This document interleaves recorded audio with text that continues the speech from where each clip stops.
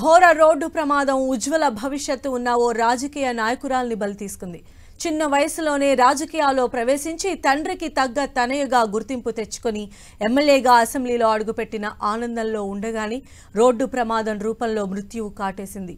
ఏడాది క్రితం అనారోగ్యంతో తండ్రి చనిపోవడం, ఇప్పుడు ప్రమాదంలో కూతురి దుర్మరణంతో ఆ కుటుంబం తీరని శోకంలో మునిగిపోయింది. ఔటర్ రింగ్ రోడ్ ఉదయం 5:30 గంటల సమయం. సహజంగానే వాహనాలు వేగంగా వెళ్లే రోడ్డు, అందులోనూ రద్దీ తక్కువగా ఉండే సమయమది. ఏ ఆటంకాలు లేని ఆ రోడ్డుపై ఆ కారు గంటకు 100 కిలోమీటర్ల వేగంతో దూసుకెళుతోంది. సంగారెడ్డి జిల్లా అమీన్పూర్ సుల్తాన్పూర్ దగ్గరకు చేరుకుంది కారు. సడన్ గా ప్రమాదం మృత్యు రూపంలో దూసుకొచ్చింది. వేగంగా దూసుకెళ్తున్న ఆ కారు ఓ లారీని ఢీకొట్టింది. 100 మీటర్ల దూరం వరకు లారీతో పాటు కారును ఈడ్చుకెళ్ళింది. అదే వేగంతో రోడ్డు పక్కన ఉన్న రైలింగ్ను ఢీకొని ఆగిపోయింది. దీన్ని బట్టి ప్రమాద తీవ్రత ఏ స్థాయిలో ఉందో అర్థం చేసుకోవచ్చు. ఈ ఘోర ప్రమాదం ఓ యువ ఎమ్మెల్యే ఉసురు తీసింది. 37 ఏళ్లకే 100 ఏళ్లు నిండేలా చేసింది. తండ్రి అడుగుజాడల్లో రాజకీయాల్లో ప్రవేశించి ఎమ్మెల్యేగా గెలిచి రాజకీయ భవిష్యత్తుకు ఘనమైన పునాది వేసుకున్న లాస్యా నందిత ప్రజా జీవితంలో ఏ ఎత్తులకు ఎదగకుండానే ఈ లోకం నుంచి కనుమరుగైపోయారు. పటాన్చెరు ORR పై రోడ్డు ప్రమాదంలో బీఆర్ఎస్ కంటోన్మెంట్ ఎమ్మెల్యే లాస్యా నందిత మృతి వార్త అందరినీ కలిచివేసింది. పార్టీలకతీతంగా నేతలంతా లాస్యా నందిత మృతిపై సంతాపం వ్యక్తం చేశారు. ప్రమాద స్థలి నుంచి లాస్యా నందిత మృతదేహాన్ని పటాన్చెరులోని అధేరా ఆస్పత్రికి తరలించారు. ఆ ఆస్పత్రికి వెళ్లిన హరీష్ రావు లాస్యా నందిత కుటుంబ సభ్యులను ఓదార్చారు. అధేరా ఆస్పత్రి నుంచి ఎమ్మెల్యే మృతదేహాన్ని గాంధీ ఆస్పత్రికి తరలించారు. పోస్టుమార్టం అనంతరం మృతదేహాన్ని కార్ఖానాలోని లాస్యా నందిత ఇంటికి తరలించారు. ప్రమాదంలో లాస్యా నందిత పిఏ, కారును డ్రైవ్ చేసిన ఆకాష్ తీవ్రంగా గాయపడ్డారు. మదీనగూడలోని శ్రీకర్ ఆస్పత్రిలో ఆయన చికిత్స పొందుతున్నారు. లాస్యా నందిత, ఆకాష్ బోయిన్పల్లి నుంచి సదాశివపేటకు వెళుతుండగా ప్రమాదం జరిగింది. అర్ధరాత్రి 1:30 గంటలకు ఇంటి నుంచి బయలుదేరారు లాస్య కుటుంబ సభ్యులు. సదాశివపేటలో ఒక దర్గాలో ప్రార్థనల కోసం వెళ్లింది లాస్య కుటుంబం. ప్రార్థనల అనంతరం లాస్యా నందిత కుటుంబ సభ్యులు మూసాపేటకు వెళ్లారు. లాస్యా నందిత అక్క కూతురికి పరీక్ష ఉండడంతో మిగిలిన కుటుంబ సభ్యులంతా అక్కడే ఉండిపోయారు. ఆకలి వేస్తుండడంతో డాబాలో తినేందుకు బోయిన్పల్లి నుంచి మళ్లీ సదాశివపేటకు బయలుదేరిన లాస్యా, ఆకాష్లు ప్రమాదం బారిన పడ్డారు. ఆకాష్ డ్రైవ్ చేస్తుండగా లాస్య నందిత ఫ్రంట్ సీట్లో కూర్చున్నారు. అతివేగం, నిద్రమత్తుతోనే ప్రమాదం జరిగిందని ప్రాథమిక దర్యాప్తులో తేలింది. ప్రమాద తీవ్రత ఎక్కువగా ఉండటం, లాస్య నందిత సీటు బెల్ట్ పెట్టుకోకపోవడంతో వాహనంలో 2 ఎయిర్ బెలూన్స్ ఓపెన్ అయినప్పటికీ ఆమె అక్కడికక్కడే మృతి చెందారు. ప్రమాదం సమయంలో 100కు పైగా స్పీడ్తో వాహనం వెళుతున్నట్లు స్పీడోమీటర్ను బట్టి తెలుస్తోంది. సీటు బెల్ట్ పెట్టుకోకపోవడం వల్లే ప్రమాదం జరిగిందని లాస్య నందిత మృతదేహానికి వైద్య పరీక్షలు నిర్వహించిన గాంధీ ఆస్పత్రి వైద్యులు తెలిపారు. లాస్య ఎడమకాలు పూర్తిగా విరిగిపోయిందని, 6 దంతాలు ఊడిపోయాయని తెలిపారు. తలకు బలమైన గాయమైందని, శరీరంలో ఎముకలు స్వల్పంగా డ్యామేజ్ అయ్యాయని, లాస్య నందిత స్పాట్లోనే మృతి చెందారని పోస్టుమార్టం రిపోర్ట్లో తెలిపారు.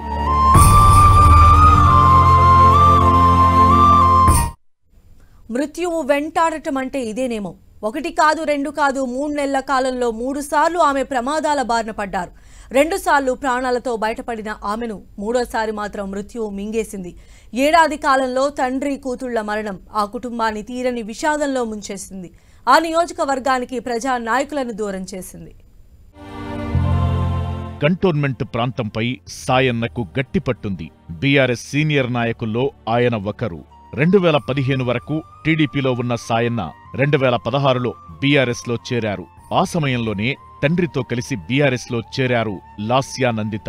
1987లో జన్మించిన లాస్యా బీటెక్ కంప్యూటర్ సైన్స్ చదివారు. ఆ తరువాత సాయన్న వారసురాలిగా రాజకీయాల్లోకి ప్రవేశించి తండ్రికి తగ్గ కూతురుగా గుర్తింపు తెచ్చుకున్నారు. 2015లో రాజకీయాల్లోకొచ్చిన ఆమె మొదట కంటోన్మెంట్ బోర్డు ఎన్నికల్లో 4వ వార్డ్ పికెట్ నుంచి బోర్డు సభ్యురాలిగా పోటీ చేసి ఓడిపోయారు. ఆ తరువాత 2016లో తండ్రితో పాటు బీఆర్ఎస్లో చేరారు.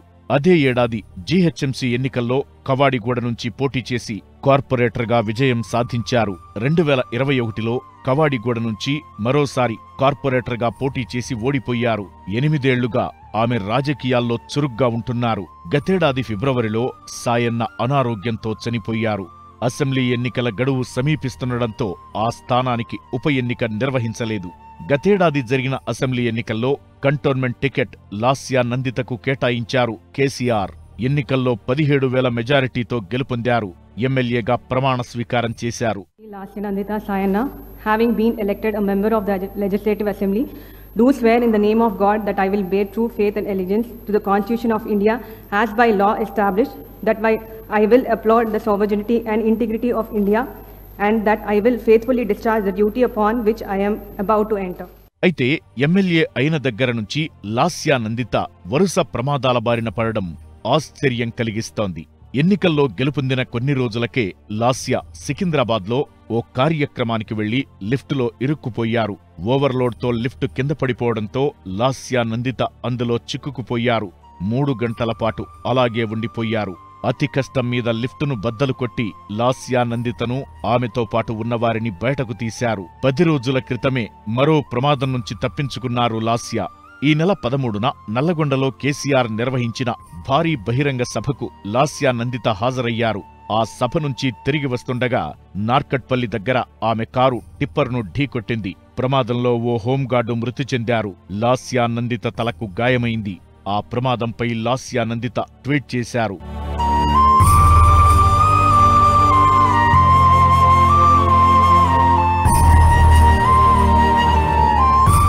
4 రోజుల క్రితమే సాయన్న ప్రథమ వర్ధంతి జరిగింది. అనారోగ్యంతో చికిత్స పొందుతూ సాయన్న గతేడాది ఫిబ్రవరి 19న మరణించడం కుటుంబాన్ని షాక్కు గురిచేసింది. ఇప్పుడిప్పుడే సాయన్న కుటుంబం ఆ షాక్ నుంచి తేరుకుంటుండగా ఆయన బాటలో రాజకీయాల్లో ప్రవేశించి ఎమ్మెల్యే అయిన లాస్యా నందిత ఇదే ఫిబ్రవరిలో అకాల మరణం చెందడాన్ని కుటుంబ సభ్యులు తట్టుకోలేకపోతున్నారు. లాస్యా నందిత తల్లితో పాటు ఇతర కుటుంబ సభ్యులు గుండెల విసేలా ఏడుస్తున్నారు. లాస్యా నందిత మరణంతో కంటోన్మెంట్ నియోజకవర్గంలో తీవ్ర విషాదం నెలకొంది. తమ ప్రాంతానికి ప్రాతినిధ్యం వహిస్తున్న తండ్రి కూతుళ్లు ఏడాది కాలంలో చనిపోవడాన్ని ఆ ప్రాంత ప్రజలు తట్టుకోలేకపోతున్నారు. కంటోన్మెంట్ ప్రాంతంలో సాయన్న తిరుగులేని నాయకుడిగా గుర్తింపు పొందారు. ఉస్మానియా యూనివర్సిటీలో లా చదివిన సాయన్న వీధి బాలల పునరావాస కమిటీలో సభ్యునిగా పనిచేశారు. 2015లో తిరుమల తిరుపతి దేవస్థానం సభ్యుడయ్యారు. బీఆర్ఎస్లో చేరిన తరువాత ఆ సభ్యత్వానికి రాజీనామా చేశారు. ఉమ్మడి ఆంధ్రప్రదేశ్లో 3 సార్లు సాయన్న ఎమ్మెల్యేగా గెలుపొందారు. 1994, 1999, 2004 ఎన్నికల్లో గెలుపొందారు. 2009 ఎన్నికల్లో సాయన్న ఓడిపోయారు. రాష్ట్ర విభజన తరువాత 2014లో జరిగిన ఎన్నికల్లో టీడీపీ అభ్యర్థిగా గెలిచారు. అయితే మరుసటి ఏడాదే ఆయన బీఆర్ఎస్లో చేరారు. 2018 ఎన్నికల్లో గెలుపొందారు.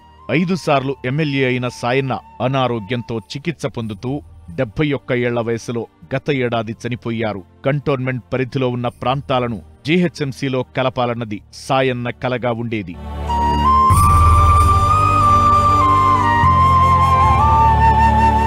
సాయన్న వారసురాలిగా రాజకీయాల్లోకి వచ్చిన లాస్యా నందిత నియోజకవర్గంలో అందరితో కలిసిపోతూ అందరినీ కలుపుకుపోతూ తండ్రిని గుర్తుకు తెచ్చారు.